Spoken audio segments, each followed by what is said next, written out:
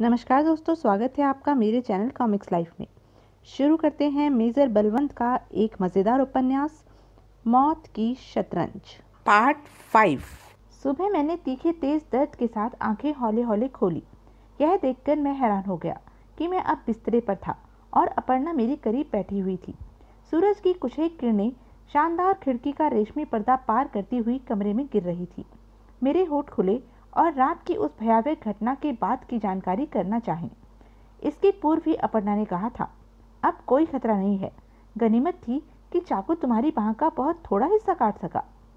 पर मैं यहाँ कल गांगुली बाबू से तुम्हारे लिए डिफेंस कॉलोनी के अपने बंगले का इंतजाम करने को कहा था, अपर्णा ने बतलाया। सुबह उसकी डेकोरेशन सजेशन देने के लिए मुझे जाना था। सोचा था कि तुम्हें भी साथ ले लूं, पर वहां पहुंचकर पाया कि तुम लहूलुहान पड़े हुए हो। ओह, मैंने फिर से आंखें मूंद ली। मेरे माथे में चींटियां रेंग रही थी। रात वाली वे खूंखार आंखें मुझे मेरे सामने रह रहकर उभरती हुई महसूस हो रही थी।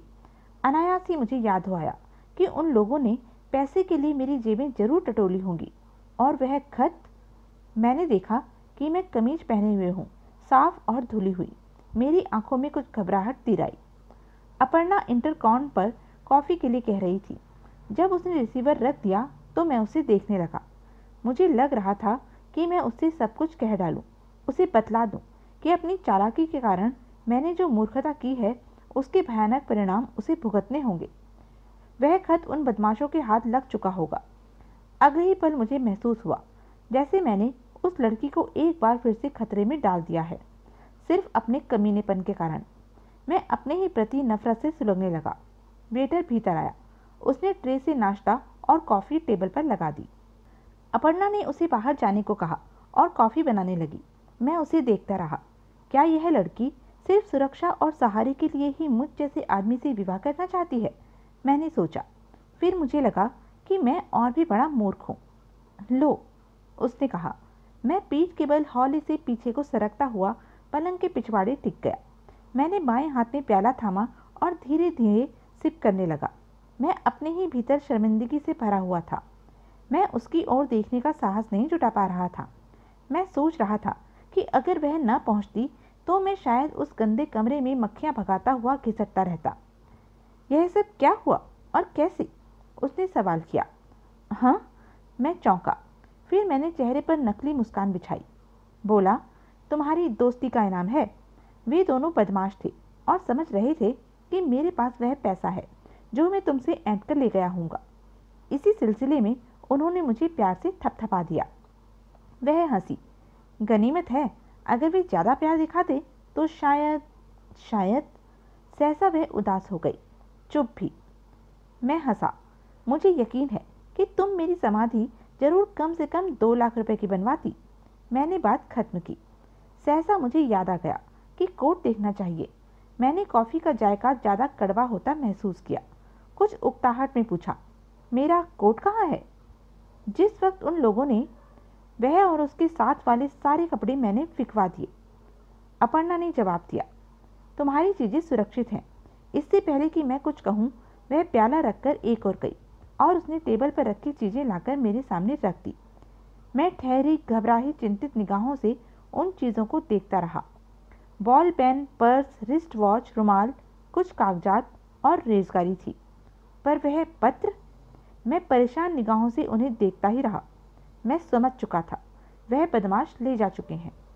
अपर्णा ने प्याला खाली किया, फिर दूसरे कमरे में चली गई। थोड़ी देर बाद लौटी। मैं तुम्हें बतलाना भूल गई थी, ये खत भी था। मैंने चौंक कर उसे देखा। उसके हाथ में वही खत था। मैं बुरी तरह शर्मिंदा हो गया। वह बोली थी, तुम शायद इसलिए परेशान थे, है ना? मेरे मुंह से एक भी शब्द नहीं निकल सका। मेरा मन हो रहा था इसी पल कमरे से भाग खड़ा हूँ। मैं उसके सामने अपने आप को बेहद बौना, कमज़ोर और गिरा हुआ महसूस कर रहा था। वह मेरे करीब ही बैठ गई। भीगी आवाज़ में उसने कहा, सुनो मुखर्जी, तुम चाहो तो इस खत को हमेशा के लिए अपने पास रख सकते हो, पर विश्वास करो, मैं उन औरतों में से नहीं हूँ जिन्हें सही पत्नी बनाए रखने के लिए मर्द को ब्लैकमेलिंग की ज़रूरत पड़े। पर अपर्णा, मैं बेबसी, अपमान और अपने ही प्रति नफरत से टूट चुका था। मुझे बहुत अफसोस है। मैं सचमुच बहुत ओछा और छोटा आदमी हूँ, मैं तुम्हारे काबिल नहीं हूँ। एक झटके से मैंने उसके हाथ से खत लिया और फाड़ डाला। फिर मैं उठा और स्लीपर पहनकर बाहर जाने लगा। वह मेरी ओर लपकी। मैंने कहा, सुनो बेबी, मैं जानता हूँ कि मैं तुम्हारे काबिल नहीं हूँ। बेहतर है कि हम अच्छे दोस्त ही रहें। मुझ में कहीं कोई खराब आदमी बैठा हुआ है और उसे मैं कभी नहीं रोक सकूँगा। फिर सच तो यह है डियर कि मैं तुम्हें प्यार नहीं करता। शायद मैं किसी को भी प्यार नहीं करता अपने सिवा। पर मेरी बात सुनो मुखर्जी। उसने मुझे रोकने की कोशिश की। मैं नहीं रुका। दरवाजे तक वह मेरे साथ साथ चलती आई। सहसा उसकी आवाज़ सख्त हो गई। उसने कहा, तुम्हें रुकना ही होगा मुखर्जी। तुम मुझे ब्लैकमेल करने आए थे, बहुत आगे तक करना चाहते थे, पर अब मैं तुम्हें ब्लैकमेल करूंगी। मैं हैरानी से उसे देखने लगा। हाँ, उसके चेहरे पर अब मासूमियत नहीं थी। वह बोली थी, आओ हम एक सौदा कर लें। कैसा सौदा? उसने जवाब दिया, मेरे साथ आओ, बतलाती हूँ। फिर वह मुझे हाथ पकड़कर भीतर ले गई। हम फिर से उसी कमरे में थे। इस बार मैं खामोश होकर उसे देख रहा था। टेप रिकॉर्डर का बटन ऑन करते हुए वह कहने लगी, इसे सुनो। और आश्चर्य का एक धक्का झेलते हुए मैंने टेप सुना। यह पूरा मेरा उसका संवाद था, जिसमें मैं 2 लाख रुपए में खत देने का सौदा कर रहा था। जब वह खत्म हो गया तो मैंने बमक कर कहा, इस सब का क्या मतलब है? धीमे से मुस्कुराती हुई वह बोली, वही समझाती हूँ। इसका मतलब यह है कि तुम्हारे पास मेरे कुछ खत थे जिनसे तुम मुझे ब्लैकमेल करना चाहते थे।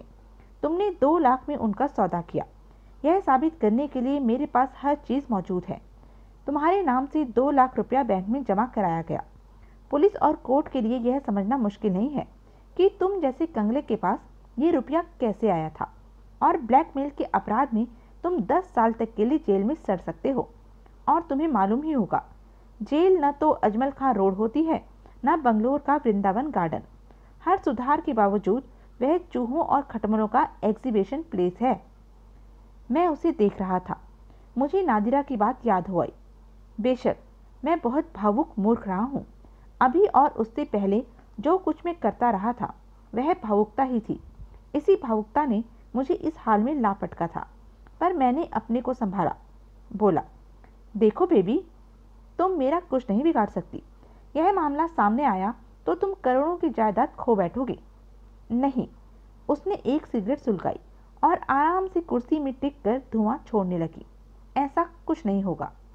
मैं बयान दूंगी कि वे खत बिजनेस के ज़रूरी खत थे, जिनकी एवज में तुम मुझसे सिर्फ रुपया ही नहीं चाहते थे, बल्कि मुझे शारीरिक तौर पर भी एक्सप्लॉइट करने की कोशिश कर रहे थे। नतीजा तुम समझ सकते हो। वह ज़्यादा आराम से बैठ गई। उसने मुझे इस तरह देखा जैसे मैं उसके नाश्ते की प्लेट में रखा हुआ उबला अंडा हूँ। और मैं समझ चुका था। मैं भावुक था, भावुक रहूँगा और मुझे भावुक ही रहना चाहिए। नादिरा ठीक कहती थी। तुम जैसे लोग खरगोश से ज़्यादा उछाल नहीं ले पाते और ज़िंदगी जीतने के लिए चीते की छलांग चाहिए। अगले ही पल मुझे लगा कि अपर्णा के चेहरे में एक चीते का चेहरा निकल आया है। मैं खरगोश हो चुका था। मिनमिनाई आवाज़ में मैंने कहा, ओके बेबी, बोलो, मुझे क्या करना है? कुछ नहीं, तुम्हें सिर्फ पति बनना है। मुझे वसीयत के अनुसार एक बंगाली पति की ज़रूरत थी और वह तुम हो। मैं उसी दिन समझ चुकी थी जिस दिन मुझे मालूम हुआ था कि तुम बंगाली हो। वह मुस्कुराई। मैं भी मुस्कुराया। शायद मैं मुस्कुराया ही था। मुझे नादिरा याद हो आई। उसके शब्द मेरे कानों में गूंज रहे थे। गरीब हो या अमीर, दुर्घटनाएं सबके साथ होती हैं। कार एक्सीडेंट, सिगरेट से बेडरूम में आग लग जाना, ज़्यादा पीकर बालकनी से गिर पड़ना, बहुत से कारण होते हैं। और मैं सोचने लगा कि इनमें से अपर्णा के लिए सबसे सुविधाजनक तरीका कौन सा रहेगा। विवाह बहुत सादा तरीके से हुआ, पर अपर्णा जैसी करोड़पति युवती का बेहद सादगी वाला विवाह भी चर्चा की बात थी। देश के बड़े बड़े उद्योगपतियों, फिल्म अभिनेताओं, राजनायकों और कलाकारों की उतनी भीड़ मैंने एक साथ कभी नहीं देखी थी। फिर यह तो मेरी कल्पना से ही बाहर था कि वे मुझे बधाइयाँ दें, मेरी तरफ मुस्कुराएं, हमारे साथ खड़े होकर तस्वीरें खिंचवाएं और उन तस्वीरों का सारे देश के प्रमुख अखबारों में प्रकाशन हो। एक दोहरी मन स्थिति से गुजरता हुआ मैं सब कुछ देखता भोगता रहा था। मैंने नादिरा को भी देखा था और गोपाल सक्सेना को भी। वे कुछ तिल मिलाई और उखड़ी हुई निगाहों से मुझे देखते हुए एक और खामोश बैठे रहे थे। मुझे अच्छा नहीं लगा था और फिर मुझे अपनी स्थिति के बारे में सोचकर अच्छा भी लगा था। ढेरों गिफ्टों के बीच दुबला पतला खन्ना हमें बधाई देने आया था। उसने मेरा हाथ अपने हाथों में लेकर इस तरह हिला डाला था जैसे गार्ड रेलवे की हरी झंडी हिला रहा हो। बोला था, मुझे उम्मीद है आप लोगों का विवाहित जीवन शानदार रहेगा। विश्वास रखिए मिस्टर खन्ना, ऐसा ही होगा, मैंने उत्तर दिया था। हाँ, ऐसा ही होना चाहिए, खन्ना बोला था। सहसा उसकी आवाज़ बुलडॉग की घुरघुराहट में बदल गई थी। कम से कम तुम ऐसा ही करने की कोशिश करोगे, मुझे पूरा विश्वास है। इससे पहले कि मैं कुछ कह सकूं, शुतुरमुर्ग चहलकदमी करता हुआ दूसरी ओर चला गया था। एक पल के लिए वह मुझे कुछ उबाल गया था। फिर अचानक ही मुझे लगा था कि वह सब कुछ इस तरह कह रहा था जैसे च्युइंगम चबाता जा रहा हो। मुझे हंसी आई थी और तभी मैंने नादिरा को अपने और अपर्णा के सामने पाया था। Wish you best wishes and happy married life. उसने अपर्णा को एक पैकेट और मुझे एक छोटा सा पैकेट थमा दिया था। जाते समय हौले से मेरी करीब बुदबुदाई थी, तुम ये पैकेट इसी वक्त देख लोगे। वह अपने कसे खूबसूरत शरीर को एक मछली की तरह फिसलाती हुई भीड़ के बीच से सरक गई थी। मैंने हौले से अपर्णा के कान में कुछ कहा और तेजी से बाथरूम की ओर बढ़ गया। अंदर समाते ही मैंने दरवाजा बंद किया और झटके से पैकेट फाड़ डाला। शानदार HMT ऑटोमेटिक घड़ी के ऊपर एक चिट रखी थी। मैं भी उसी फ्लाइट में हूँ जिसमें तुम कश्मीर पहुँच रहे हो। जाने क्यों मुझे अच्छा नहीं लगा। मैंने जल्दी से चिट बाथरूम टब में डाली और उसे पानी के साथ बहाकर बाहर आ गया। अपर्णा यहाँ वहाँ नजरें घुमा रही थी।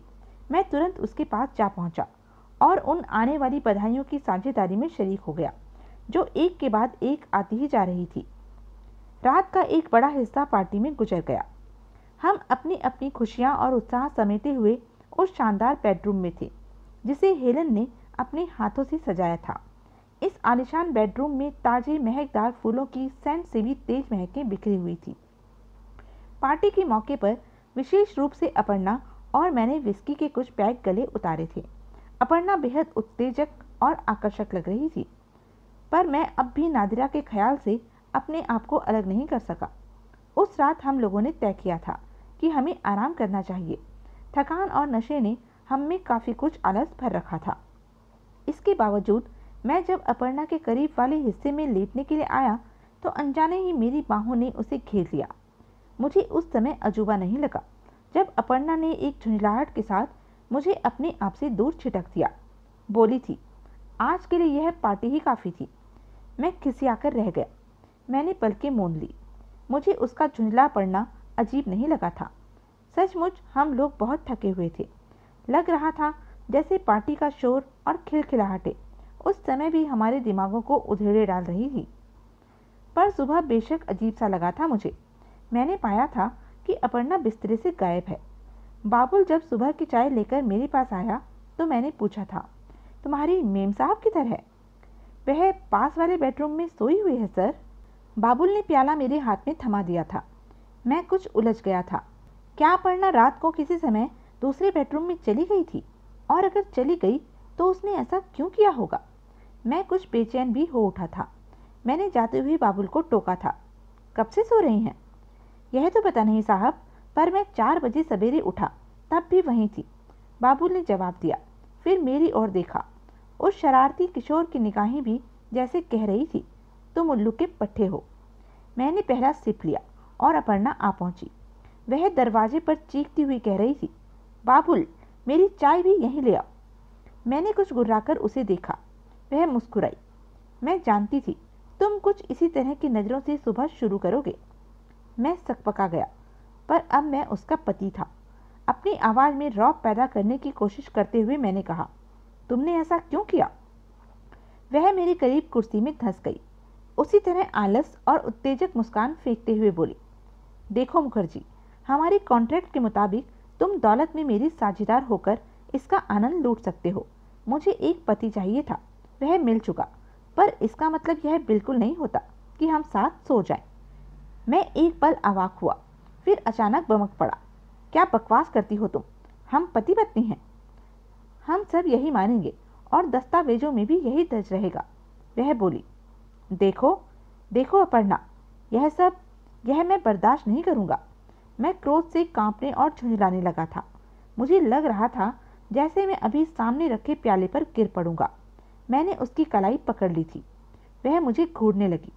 एक नज़र उसने अपनी जकड़ी हुई कलाई देखी और फिर मुझे घूरा। उसकी नज़रें मेरे भीतर एक चांटे की तरह लगी और मैंने महसूस किया कि मेरी जकड़ कमज़ोर हो गई है। फिर मैंने उसकी कलाई छोड़ दी। उसने एक गहरी सांस ली। चाय पियो।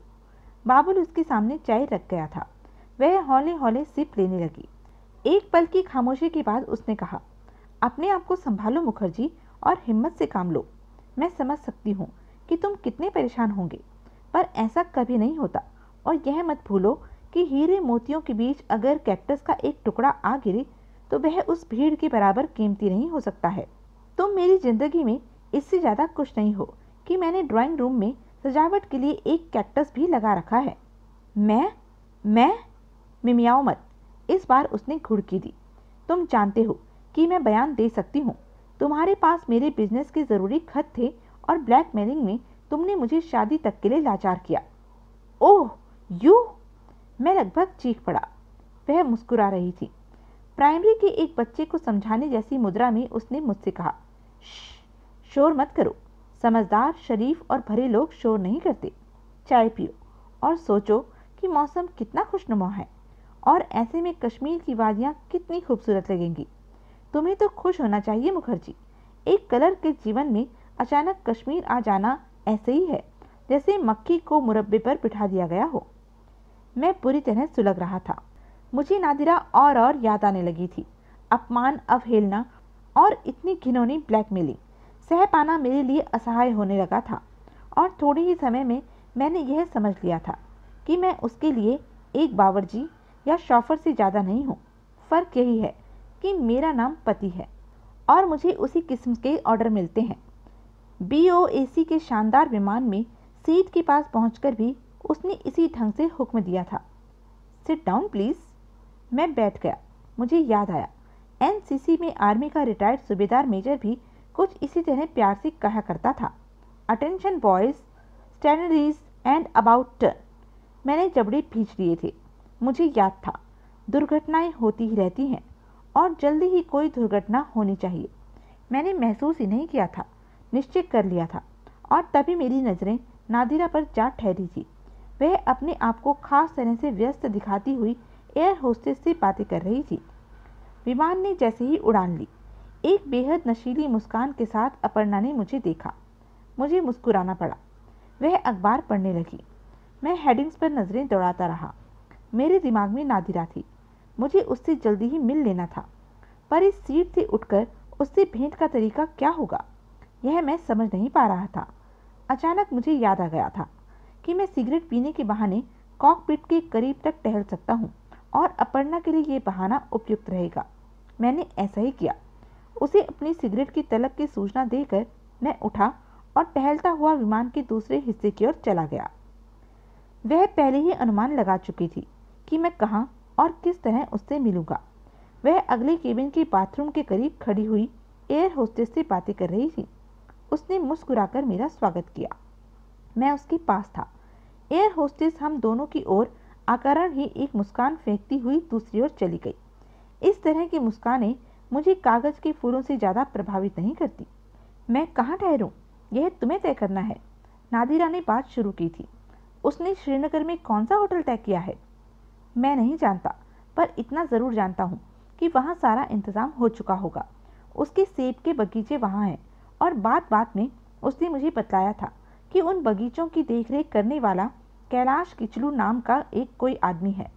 वह आदमी एरोड्रम पर हमें मिल जाएगा। नादिरा के चेहरे पर उलझन थी। मगर मुझे किस तरह मालूम होगा? मैं भी उलझन में पड़ गया। नादिरा ने कहा, मैं एरोड्रम पर तुम्हारे करीब ही रहूँगी, कुछ इस तरह कि उसकी नज़रों से बची रहूँ। यह मुमकिन नहीं है, मैंने मायूसी के साथ जवाब दिया। तुम उसे जानती नहीं हो। वह दिमाग के मामले में कंप्यूटर की तरह है, उसे सब कुछ पता लग जाता है। तुम ज़्यादा ही डरने लगे हो, नादिरा ने उपेक्षा से हंसकर कहा था। पर तुम्हें डरने की ज़रूरत नहीं। जिस तरह अपने आप को तुमने खरगोश से चीते में बदला है, उसी तरह अपने डिब्बे नुमा दिमाग को कीमती मुरब्बा से भरने की कोशिश करो। विश्वास रखो, हम सफल होंगे। यह भी तो हो सकता है कि जिसे हम सफलता समझ रहे हों वही हमारी बेवकूफ़ी साबित हो जाए। मैंने कुड़कर जवाब दिया। मेरा दिल हुआ कि नादिरा के चेहरे पर एक तमाचा जड़ूं और बतलाऊं कि जिस स्कीम पर वह इतना इतरा रही है वह अपर्णा की स्कीम के सामने किस कदर बोदी और घटिया साबित हो चुकी है। यह सच है कि हम उसे बेवकूफ़ नहीं बना रहे हैं, बल्कि वह हमें बेवकूफ़ बना चुकी है। पर मैंने उस समय चुप रहना ही ठीक समझा। वक्त नहीं था, मैंने सिर्फ उसे सुना। तो मैं एरोड्रम पर तुम्हारे करीब ही रहूंगी, इस तरह कि तुम्हारी अपर्णा और उस किचलू की बातें सुन सकूं। वहां तुम तुरंत अपनी ठहरने की जगह पूछोगे। किचलू अच्छे सेवक की तरह फौरन जवाब देगा और मेरे कान उस जगह को कैद कर लेंगे। उसके बाद तुम भूल कर रही हो। ईश्वर के लिए इस थोड़े से वक्त में अपना भूसा घर मत खोलो, सारी प्लानिंग में कचरा फैल जाएगा। उसने घुड़की दी। सुनते रहो, मैं और तुम वहीं मिलेंगे, फिर किसी वक्त अगला सब कुछ तय हो लेगा। मैं उससे कुछ कहना चाहता था, बतलाना चाहता था कि वह अपने आप को ज़रूरत से ज़्यादा अक्लमंद समझने की गलती कर रही है। वह अवसर नहीं मिला। वह मुड़ी और चली गई। एक क्षण झुंझलाते हुए खड़े रहने के बाद मैं चल पड़ा। मुसाफिरों की कुर्सियों के बीच वाली रो से गुजरते हुए अनायास ही मुझे चौंकना पड़ा। हेलो, तुम यहाँ कैसे हो? मैंने कुछ अचकचाकर देखा। मेरे ठीक सामने बेहद इठलाती हुई एक मर्दाना औरत खड़ी थी। मैं उसे ठीक से पहचान नहीं सका। परेशान सा देखने लगा। अरे, तुम मुझे पहचान नहीं पा रहे हो? तुम हो तो मुखर्जी ही ना? वह खरखराती आवाज़ में बोल गई। जी हाँ, मैं मुखर्जी हूँ, मैंने कुछ सक पकाकर कह दिया। वही तो। वह फिर हंसी, बोली, तुम वैसे ही हो जैसे बचपन में थे। बचपन? हाँ, आप मेरा बचपन जानती हैं? अरे पागल आदमी, मैं वंदना हूँ, वंदना दुबे। अब पहचाना? वह फिर मुस्कुराने लगी। मेरा मुंह खुला ही रह गया। मैं उसे इस तरह देखने लगा जैसे मैं आर्मस्ट्रॉन्ग हूँ और पहली बार चांद को देख रहा हूँ। कुछ ऐसा ही विलक्षण और चमत्कारी अनुभव था यह। मुझे वन्ना दुबे खूब याद थी और यह भी याद था कि वह दुबली पतली लंबी सी लड़की थी जिसके साथ मैं बचपन में खेला करता था। वन्ना, तुम्हें क्या हो गया है? मैं न चाहकर भी कह बैठा। वह फिर वैसी ही हंसी में हंसी, बोली, कुछ नहीं हुआ है, सिर्फ मैं एक बेहद अमीर आदमी की विधवा हो गई हूँ। कुल मिलाकर ये सारा रहस्य है। काफ़ी रोमांचक है, मैंने मजाक किया। रोमांचक तो हमारा मिलना है। वह मुस्कुराई, फिर गंभीर हो गई। तुम यहाँ क्या कर रहे हो? कुछ नहीं, एक करोड़पति लड़की का पति हो गया हूँ, मैंने जवाब दिया। अच्छा है कि विधुर नहीं हुए, वह बोली। ऐसा होता तो शायद तुम भी इसी तरह मिलते। हाँ, शायद, पर वह खुशी की बात होती। क्यों? इसलिए कि खूब गुजरती जो मिल जाते दीवाने दो। तुम्हारी बीवी तुम्हारे साथ है क्या? उसने पूछा। हाँ, मैंने कहा, पर मेरे साथ कोई नहीं है। वह उदास हो गई, जैसे बड़ के पेड़ पर पतझड़ आया हो। सहसा उसने कहा, फिर मिलेंगे। हाँ ज़रूर। वह मुड़ी, चल पड़ी। उसके निकल जाने के बाद मैं एक फूल की तरह हल्का होकर अपर्णा के पास आ गया। अपनी सीट में धंसने लगा तो वह कुछ बुनबुना उठी। क्या हुआ, तुम पूरा पैकेट ही पी रहे थे? ऐसा ही कुछ समझो। मैंने आराम की सांस ली। वह मुझे संदेह की निगाहों से घूर रही थी। मैंने उसे वंदना से भेंट के बारे में बतलाया, फिर सवाल किया, क्या सचमुच एक अमीर की विधवा होकर ये दशा हो सकती है? लापरवाही से उसने कहा, उसने अपने आप को मेंटेन नहीं किया होगा। अगर मैं उसकी जगह होती तो। खैर छोड़ो। सहसा वह चुप हो गई। मैं हंसा। चिंता मत करो, मैं मरने के मामले में इतना लापरवाह नहीं हूँ। उसने एक गहरी सांस ली, जैसे मेरे जवाब पर शोक मनाया हो। मौत का भरोसा नहीं होता डार्लिंग।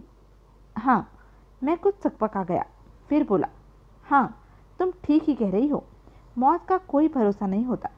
मैंने उसे देखा, पर हैरानी की बात थी, वह मुझसे पहले मुझे भी लगभग उसी तरह देख रही थी। और मैं सोचने लगा कि दुर्घटनाएं होती ही रहती हैं। कैलाश किचलू मेरी आशा के विपरीत युवक था। जब अपर्णा ने मुझसे उसका परिचय करवाया तो उससे हाथ मिलाते हुए मैंने पाया उसका हाथ बहुत ठंडा और रूखा है। वह मुझे पहली मुलाकात में ही अच्छा नहीं लगा। वह बोला था, कश्मीर में आपका स्वागत है। अपर्णा और मैंने उसे धन्यवाद दिया। हम लोग बढ़ चले। मुझे उसकी गुस्ताखी बुरी लगी थी। आखिर वह हमारा, कम से कम मेरा नहीं तो अपर्णा का नौकर था। स्वागत करते ही उसे अपर्णा के हाथ का ब्रीफ केस अपने हाथ में ले लेना था। इसके विपरीत कैलाश किचलू इधर उधर की बातें करने लगा था। मेरे कुछ चिढ़ने का कारण यह भी था, मैंने पाया किचलू मेरी तुलना में कहीं ज़्यादा खूबसूरत, करीनेदार और मीठी आवाज़ वाला आदमी है।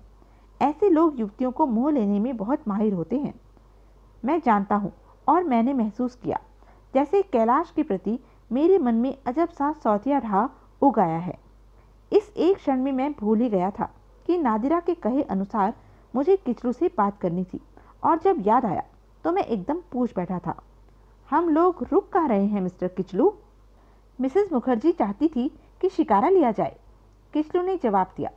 मैंने इंतज़ाम कर दिया है। गुड, मैं बोला, मैं आराम करना चाहता हूँ। अजीब बात है, अपर्णा बौखला गई। हम लोग यहाँ सैर करने आए हैं और तुम आते ही आलस बिखराने लगे हो। प्लीज़ अपर्णा, हम लोग पार्टी में करीब करीब पूरी रात सो नहीं सके थे। आराम की बात तुम कर रहे हो मुखर्जी? तुम? अपर्णा ने मुझे इस तरह नफरत से भरकर देखा जैसे कहा हो, तुम गलीस कीड़े। उसकी नज़रों में इतना धिक्कार और चिढ़ थी कि मुझे अपने आप से नफरत हुई। और तभी मुझे याद आया, किचलू हम दोनों को ही बड़े ध्यान से देख रहा था। शिकारी में आते ही किचलू सामान उतरवाने में लग गया और अपर्णा ने शानदार झील को यहाँ वहाँ देखना घूरना शुरू कर दिया था। मैं चुपचाप कॉफ़ी के सिप ले रहा था। सहसा अपर्णा बोली थी, सुनो मुखर्जी। मैं उठ खड़ा हुआ। अपर्णा झील की ओर देखती हुई बड़बड़ाई थी, वह कितनी अजीब सी औरत है। मैं खिड़की के करीब पहुंचा। मैंने देखा करीब के ही शिकारे में बाहर खड़ी हुई वंदना यहाँ वहाँ का जायजा लेती दिख रही थी। रास्ते में तुमने जिस औरत के बारे में बतलाया था, क्या वह भी कुछ ऐसी ही थी? ऐसी ही नहीं, यही थी, मैंने कहा और भुन भुनाता हुआ अपनी जगह आ बैठा। यह वंदना दुबे भी खूब मिली, मैंने सोचा। फिर उससे भेंट करने का मेरा मन हुआ। मैं जानना चाहता था कि आखिर वंदना जैसी सामान्य लड़की से वह अमीर टकराया कैसे होगा, जिसका वैधव्य आज चमेली की बेल से बड़ में बदल गया था। और तभी किचलू ने प्रवेश किया। वह अपर्णा से पूछ रहा था, विस्की कौन सी चलेगी मैडम? वेट 69, उसे अनदेखा करते हुए अपर्णा ने उत्तर दिया। उसके जाने के बाद अपर्णा स्नान घर में समा गई। मैं उसके जाते ही उठा और खिड़की के करीब आ खड़ा हुआ। वंदना का शिकारा दूर निकल गया था। मेरी निगाहें आसपास के शिकारों पर टहलने लगी। मुझे नादिरा की तलाश थी, पर वह कहीं नजर नहीं आई। दोपहर सिर पर आ रही थी। स्नान घर से बाहर आते ही मैं चकाचौंध हो उठा। अपर्णा एक फूल की तरह खिली हुई मेरे सामने थी। अनजानी शक्ति से संचालित होता हुआ मैं उठा और उसके पास जा पहुंचा। वह शायद मेरी नज़रों से ही सब कुछ समझ चुकी थी। मैंने उसे बाहों में भरने की कोशिश की। वह एक तलवार की तरह काटती आवाज़ में बोली, याद रखो मुखर्जी, तुम पति नामक मेरे कर्मचारी हो, मुझसे दूर ही रहो। तुम मुझे अपने आप से दूर नहीं कर सकोगी अपर्णा। मैं उसकी ओर बढ़ रहा था। मुखर्जी, वह गर्जी, मैं तुम औरतों को खूब जानता हूँ डियर, मैंने कहा और एक झटके में उसे अपनी बाहों में भरकर सीने से लगा लिया। मैंने भी मुड़कर देखा। किचलू सामने खड़ा था। उसका चेहरा तमतमाया हुआ था, पर मैंने पाया कि वह अपने आप को संयत कर रहा था। मैं उसे धक्के मारकर बाहर निकाल देना चाहता था, पर इसके पहले ही वह खुद बाहर चला गया। उसने दरवाज़ा इतनी जोर से बंद किया था जैसे उसने हम दोनों को ही झील में धकेल दिया हो। अभी मैं कुछ कहूँ कि मैंने अपर्णा को अपने करीब आते पाया। Oh you! वह गुस्से में बिफर पड़ी। तुम बाहर निकल जाओ, गेट आउट। मगर अपर्णा, जाते हो या नहीं? वह चीखी। निकल जाओ। फिर वह रुआंसी हो गई। भगवान के लिए चले जाओ यहाँ से, तुम्हें मालूम नहीं कि तुमने क्या कर दिया है। वह सिसकने लगी। मैं हक्का पक्का सा बाहर चला गया। मैं बौखला गया था और यह सब कुछ मुझे ऐसे ही लग रहा था जैसे मैं बया के घोंसले से तिनके अलग करने की कोशिश कर रहा हूँ। महज बेवकूफ़ाना, बेतुकी और अनसमझी हरकत। और बाहर आकर मैंने देखा, मेरे ठीक पास वाले शिकारे पर, जिसका नाम ब्लू हेवन था, मुस्कुराती हुई नादिरा खड़ी है। ब्लू हेवन, अच्छा नाम था। मैं फिर से उस ओर देखने लगा था। नादिरा अब शिकारे की खिड़की से गायब हो चुकी थी। मैंने नजरें इधर उधर दौड़ाते हुए अचानक ध्यान किया। मुझसे कुछ फासले पर खड़ा हुआ लंबे चौड़े कदावर शरीर वाला कश्मीरी मुझे गौर से देख रहा था। वे निगाहें मुझे कुछ अजब और सिहरा देने वाली महसूस हुई। मैं परेशान हो उठा। वह मेरे करीब आ पहुंचा। उसके दांत पीले थे। उसने अपने भद्दे और दाढ़ी से घिरे चेहरे पर हंसी की एक दरार पैदा की। सवाल किया, कश्मीर कैसा लग रहा है सरकार? मुझे उसका यह व्यवहार भी अजीब लगा। मैंने कुछ घूर कर उसे देखा, फिर जबड़े खींचकर कहा, इस शिकारी के अलावा मैंने देखा ही क्या है? ये 1/4 कश्मीर देख लेना है साहब। वह बोला, फिर कुछ रुका। पूछा, आप और मेम साहब अभी कहीं निकलेंगे क्या? तुम गिद्दा हो? जी, मैं अकेला ही जाना चाहता हूँ। उसने मुझे किनारे पहुँचा दिया। मैं छलांग लगाकर झील के बाहर वाली धरती पर पहुँचा और एक रेस्तरां की ओर बढ़ गया। मुझे कैलाश किचलू का उस तरह बौखला जाना और बदतमीजी के साथ दरवाज़ा बंद करना अस्वाभाविक और बेतुका लग रहा था।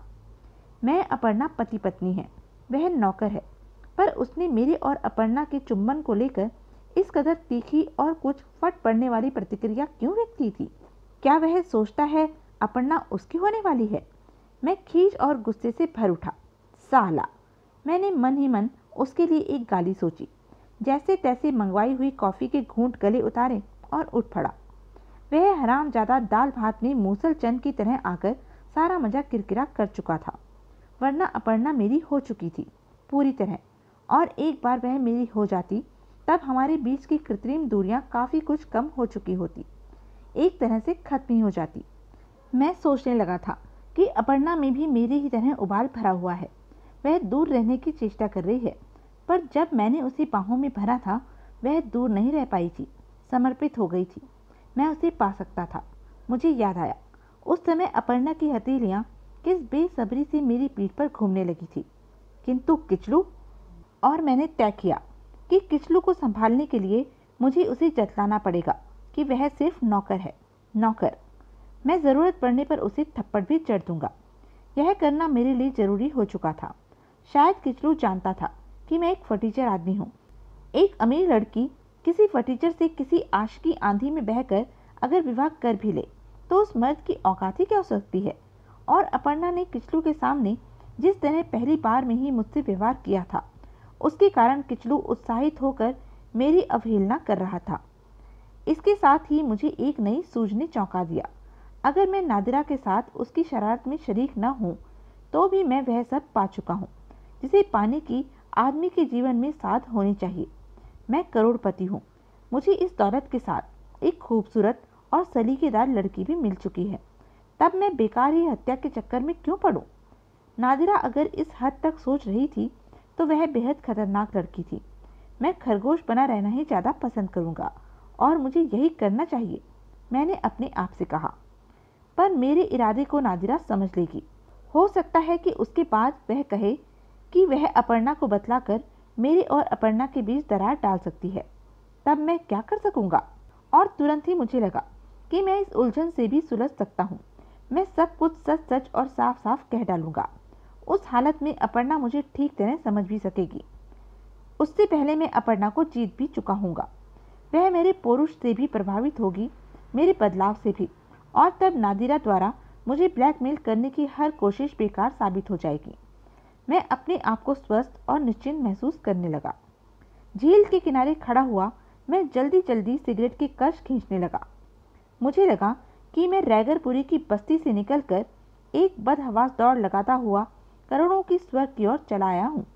भूल गया था कि मेरी औकात, हालात, हैसियत के प्रेत मुझसे कहीं ज़्यादा तेज दौड़े लगा सकते हैं और वे मुझे हर पल पीछे उसी नर्क की ओर खींच रहे थे जिससे मैं भाग आया था। इस विचार के साथ ही मैंने महसूस किया कि मैं ज़्यादा बड़े, गहरे और घिनौने नर्क की ओर चला जा रहा हूँ। मैं अशांत हो उठा। ऊपर से देखने में बेशक ये बात बड़ी अजीब लगने वाली थी कि मैं, जो कश्मीर में था, करोड़पति पत्नी का पति था, सैकड़ों नौकर चाकरों और कारों का मालिक था, अशांत हूँ। पर मेरी जगह आने पर कोई भी समझ सकता था कि मैं या मुझ जैसा पैदल चलता हुआ आदमी आधे पीठ रहकर भी ज़्यादा निश्चिंत और शांत रह सकता है बनिस्बत इस सब के। मुझे लगा कि मैं पागल होने लगा हूँ। किसी पल मैं करोड़ों से जुड़कर ऊंची ऊंची दिमागी छलांगे लगाने लगता था और किसी पल अचानक मुझे अपना गला दराती के नीचे आ जाने जैसी छटपटाहट होने लगती थी। दोपहर ढलने लगी थी। सूरज की किरणें गंभीर मुस्कानें फेंकती हुई झील के पानी पर चकाचौंध पैदा करने वाली चमचमाहट फेंक रही थी। दूर पहाड़ों के पीछे रोशनी में जगमगाते आसमान की चमक फैली हुई थी। यह सब कुछ एक पेंटिंग जैसा था। मैंने सिगरेट का आखिरी कश लिया और एक गहरी सांस खींची। मेरी शिकारे के एक ओर नादिरा का ब्लू हेवन था और दूसरी ओर वंदना वाला शिकारा स्थिर खड़ा हुआ था। कशीदे कारी की चमकती नई पुरानी टोपियां पहने हुए बहुत से किशोर, बूढ़े और जवान कश्मीरी यहाँ वहाँ काम करते नजर आ रहे थे। कुछ झील के किनारों पर भीड़ें लगाए हुए उन पर्यटकों को घेरे हुए थे जिनके चेहरे या तो आबनोसी काले या एकदम गोरे, गुलाबी या सफ़ेद रंग के थे। इनमें सिर पिटाए हुए से भारतीय पर्यटक भी नजर आ जाते। मैंने सिगरेट फेंकी, एक नज़र अपने शिकारे की ओर देखा, फिर धीमे से कुछ इस तरह जैसे मैं रेंग रहा हूँ। सरकता हुआ मैं नादिरा के शिकारे की ओर बढ़ गया। भीतर जाने के पहले मैंने मुड़कर अपने शिकारे पर नजर डाल ली। गिद्दा, किचलू या अपर्णा, हर चेहरा ओझल था। मैं निश्चिंत हुआ और एक ही झोंके में भीतर समा गया। औसत साज सज्जा वाला शिकारा था। कम से कम उसका मुकाबला मेरे शिकारे से तो बिल्कुल नहीं किया जा सकता था। एक खूबसूरत किस्म के हल्के सोफे के अलावा उस छोटे से शिकारे में कालीन, डबल बेड, गुलदस्ते और महकों के हल्के हल्के झोंके, सभी कुछ बिखरा हुआ था। मैं कुछ सहमता हुआ भीतर जा खड़ा हुआ। Welcome darling. मैं मुड़ा। नादिरा मेरे ठीक पीछे आ खड़ी हुई थी। उसने कश्मीरी वेशभूषा पहन रखी थी और सचमुच ऐसे ही लग रही थी जैसे वह किसी पके सेब की तरह जिंदगी और शालीन मिठास से भरपूर है। मैंने जवाब नहीं दिया। एक खिड़की के पर्दे खुले हुए थे। मैंने उन्हें बंद किया और फिर कुर्सी में धंस गया। सिगरेट फिर से निकाल ली। नादिरा मेरे सामने आ बैठी थी। वह मादक निगाहों से मुझे देखती हुई कहने लगी, अगर आज तुमसे भेंट न होती तब मैं ही तुमसे मिलती। लगता है छोकरी तुम्हें कुछ ज़्यादा ही जम गई है। क्यों? कभी तो नॉर्मल रहा करो डियर। मैं कुछ चिढ़ा हुआ सा बोला। क्या तुम्हें ये माहौल जमने जमाने वाला लग रहा है? है तो नहीं, पर खूबसूरत शिकारा हो, ठंडी सुलगा देने वाली खामोश रात हो, पेट में रोटियां हो और अपर्णा जैसी हसीना पास में हो, तो हर माहौल कम से कम कुछ मिनटों के लिए तो दिमाग से गुम हो ही सकता है। हाँ, ठीक कह रही हो तुम। मैं कुड़ गया। इसमें एक चीज और छूट गई। क्या? नुकीला चाकू गले पर रखा हुआ हो। मैंने कहा, क्या ख्याल है? वह बतलाने जैसी बात नहीं थी, इसलिए कि यूं भी तुम कोई फूलों में नहीं रह रहे थे। भूखमरी का चाकू उस समय भी तुम्हारे पेट पर रखा रहता था। क्या फर्क पड़ता है अगर अब तक गले पर आ ठहरा है? नादिरा हंसी। भगवान के लिए अपनी चोंच बंद करो नादिरा, मेरे पास बेकार वक्त नहीं है। मैं लगभग चिल्ला पड़ा। मैं यहाँ काम की बात करने आया हूँ। करो। वह आराम से सीट के पीछे की ओर गर्दन लटकाकर पूछने लगी। मुझे ये सब पसंद नहीं आ रहा है। मैं बोला। पसंद तो मुझे भी नहीं आ रहा है, पर क्या करूं, यह सब कुछ लाचारी है। उसने नाटकीय ढंग से कंधे उचकाए। कहा, मुखर्जी, इस देश में हम पढ़े लिखे समझदार लोगों के लिए यह बहुत बड़ी समस्या है कि हम जो करना चाहें नहीं कर सकते। जैसे यहाँ एक लेखक को कारकूनी करनी पड़ती है, पेंटर को सिनेमा के बोर्ड रंगने पड़ते हैं, अहिंसा प्रेमियों को हिंसा करनी पड़ती है और शिकारी लाचार कर दिए जाते हैं कि वे कबूतरों को दाना चुकाएं। बेरोजगारी बहुत बड़ी प्रॉब्लम है और इसी के शिकार हम भी हैं। Don't be silly. मैं झल्ला उठा। असल में मुझे नादिरा से चिढ़ होने लगी थी। उससे कहीं ज़्यादा अब मैं अपने आप पर बौखलाने लगा था। यह सब क्या कर रहा हूँ मैं, और क्यों कर रहा हूँ? यूँ भी अगर मैं किसी बनिए की नौकरी करता, किसी फैक्ट्री में मजदूर होता, तो मुझे कर्मशः बनिए और फॉरमैन की हुक्म अदायगी करनी होती। अगर मैं शानो शौकत के साथ एक पति की नौकरी कर रहा था और अपर्णा मुझे हुक्म दे रही थी, तो हर्ज ही क्या था? किस लिए हत्या का बवंडर सिर पर उठाया जाए? मैं कुछ इस तरह भी सोचने लगा था। ओके, मैं खामोश हूँ, तुम कहो। वह गंभीर हो गई। मैं सोचता हूँ हमें इस सब से बचना चाहिए। मैंने कहा, अगर हम थोड़ी सब्र से काम लें तो ज़्यादा आसानी से दुर्घटना आयोजित की जा सकेगी उससे भी आगे यह कि वह दुर्घटना अभी शादी के फौरन बाद की दुर्घटना से कहीं ज़्यादा स्वाभाविक रहेगी। क्या सोचती हो? पहले तुम कह डालो जो तुम्हें कहना हो, नादिरा ने कुछ रूखी आवाज़ में जवाब दिया। बस मेरा आइडिया यही है, मैंने कहा। इस बीच अपर्णा मुझे लेकर अपने 150 परिचितों में मेरी प्रशंसा भी कर चुकेगी। मेरे शालीन, सीधे और मानवतावादी स्वभाव का एक रौब उसकी पहचान वालों में पड़ेगा और उसके बाद आसानी से काम पूरा हो जाएगा। इसके लिए ज़रूरी नहीं कि कश्मीर जैसी जगह तय की जाए। कार एक्सीडेंट भी हो सकता है, कभी भी और कहीं भी हो सकता है। तुम अपनी बात कह चुके? उसने गुर्राकर पूछा। हाँ, लगभग, मैं बोला। अब मेरी बात सुनो मुखर्जी। वह उठ खड़ी हुई और कुछ इस तरह कालीन पर चहलकदमी करने लगी जैसे हिंदी फिल्मों का पुराना विलेन के.एन. सिंह टहला करता था। अचानक रुककर उसने आंखें छोटी बड़ी करते हुए कहा, मैं तुम्हारे सजेशन से सहमत नहीं हूँ। ना ही मेरा विश्वास सफ़र के बीच वाले स्टेशनों पर रुककर मंजिल तक पहुँचने में है। मैं सिर्फ इतना जानती हूँ कि हमें मंजिल पर पहुँचना है और मंजिल पर जल्दी पहुँचना है। मैं उन बेवकूफ़ों में से नहीं हूँ जो सामने बहती नदी छोड़कर 50 हाथ गहरे कुएं में पानी खींचने जाते हैं। पर नादिरा, मैंने तुम्हारी बकवास में एक भी समझदारी की बात नहीं लड़ाई थी। मुझे विश्वास है कि तुम मेरी बात में अपनी नाक नहीं धसाओगे। मैं चुप हो गया। मेरा जी हुआ कि झपट कर उसके बाल पकड़ूं और 2 थप्पड़ लगा अपना पौरुष जाहिर कर दूं। पर मैं जानता था कि नादिरा उस तरह की औरतों में से बेशक नहीं है जिसे मैं अपने इस तरह के पौरुष प्रदर्शन से प्रभावित कर लूँगा। असल में मुझे लगता था कि नादिरा के सामने मैं अपने आप को बार बार फिसड्डी साबित करके उसे जतला चुका हूँ कि मैं होकर भी न हुए जैसा हूँ। मैंने उस पल उसे यह सोचकर भी क्षमा कर देना उचित समझा कि औरतों को इसी तरह समझदारियाँ दिखाने की आदत होती है।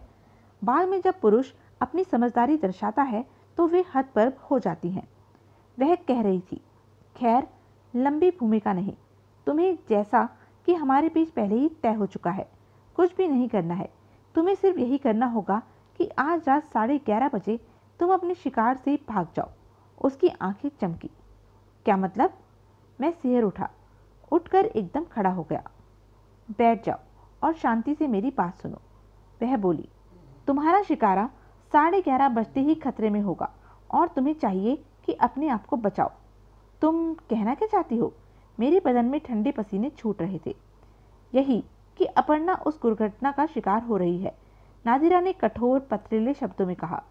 अगर रसोइयों की भूल से शिकारे में गैस सिलेंडर बस्ट हो जाए तो दुर्घटना बहुत बुरी हो सकती है। फर्क यही है कि तुम उस किनारे पर होंगे या कहीं किसी शराब खाने में। नहीं नहीं नादिरा, यह मैंने अपने आप को संभाल लिया, जबड़े पीछे और कहा, पर इसमें किसी किस्म का कोई खतरा तो नहीं है? तुम सोच समझ चुकी हो ना? हाँ, कोई खतरा नहीं है, नादिरा ने उत्तर दिया। मेरे पास एक भरोसे का और बढ़िया आदमी है। पर वह आदमी बक सकता है, तुमने सोचा?